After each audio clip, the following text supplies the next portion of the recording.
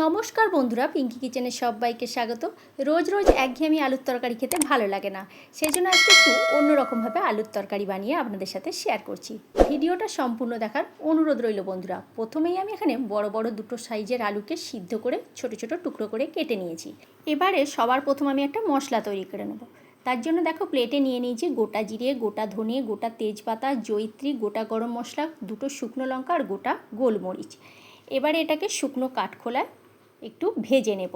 খুব বেশি যদি ভাজা হয়ে যায় তাহলে এটা কিন্তু তিতো হয়ে যাবে, হালকা লালচে ভাব হবে আর সুন্দর একটা গন্ধ বেরোবে, সেই সময় এটাকে নামিয়ে নিতে হবে। দেখুন ঠিক লালচে ভাব আমার হয়ে গেছে, এই রকমভাবে আমি এটাকে নামিয়ে নিয়েছি। একটা প্লেটে ঠান্ডা হতে দিলাম, তারপর এটাকে মিক্সিতে গুঁড়ো করে নেব।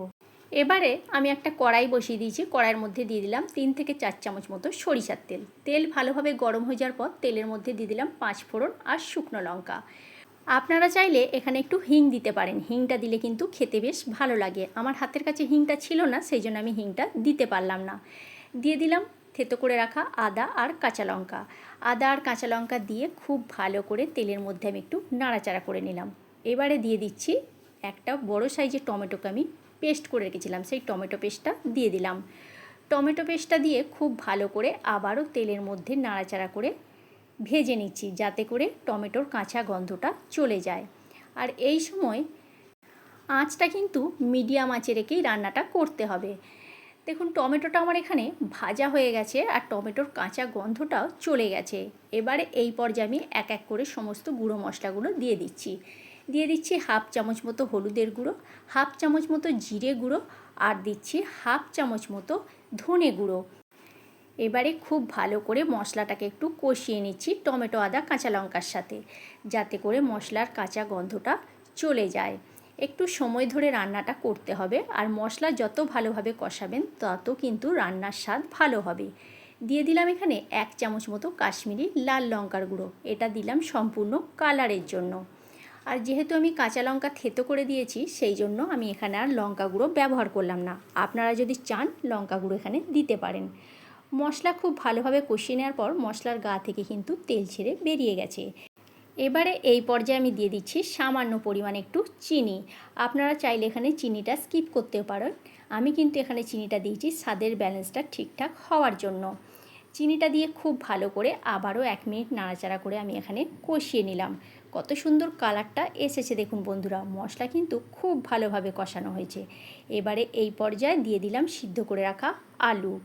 আলুটা দিয়ে খুব ভালো করে মশলার সাথে 3 থেকে 4 মিনিটের জন্য কষিয়ে নিতে হবে, একদম মিডিয়াম আঁচে।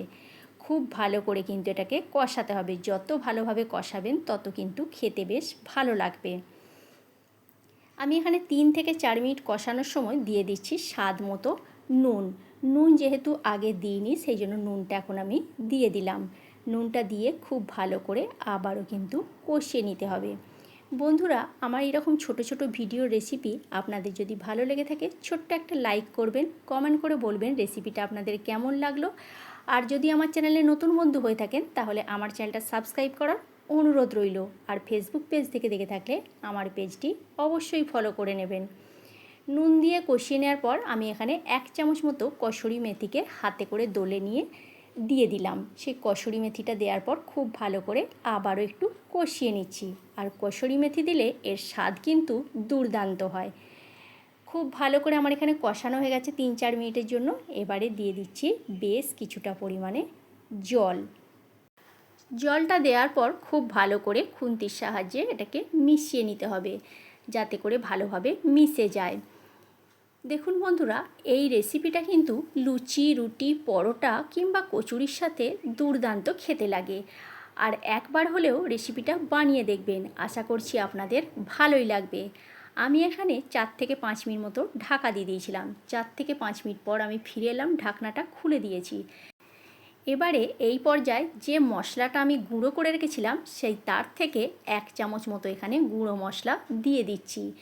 গুঁড়ো মশলাটা দিয়ে খুব ভালো করে আবারও একবার মিশিয়ে নিচ্ছি। মিশিয়ে নিয়ে এটা কিন্তু গামাখা গামাখা হবে, বেশি ঝোলঝোলও হবে না আর শুকনো শুকনো হবে না। রান্নাটা আমার সম্পূর্ণ তৈরি হয়ে গেছে। এবার আমি ফ্লেম অফ করে এটাকে নামিয়ে নিচ্ছি। দেখুন কতটা সুন্দর দেখতে হয়েছে। আর খেতে তো অসাধারণ হয়েছিল। নামাবার সময় আমি কিছুটা পরিমাণে ধনেপাতা কুচি ছড়িয়ে দিলাম। দেখতেও ভালো লাগবে আর খেতেও ভালো লাগবে। এবার এটাকে কিছুক্ষণ স্ট্যান্ডিং টাইমে রেখে তারপরে এটাকে পরিবেশন করব। কেমন লাগলো বন্ধুরা আমার এই নিরামিষ আলুর তরকারি রেসিপিটা? অবশ্যই কমেন্ট করে জানাবেন। আর যদি ভালো লেগে থাকে বন্ধু বান্ধবদের সাথে একটা শেয়ার করে দেবেন। আর রেসিপিটা একবার হলেও বানিয়ে দেখবেন। আজকের মতো তাহলে এইখানেই। নেক্সট আবারও কোনো ভিডিও নিয়ে ফিরে আসছি।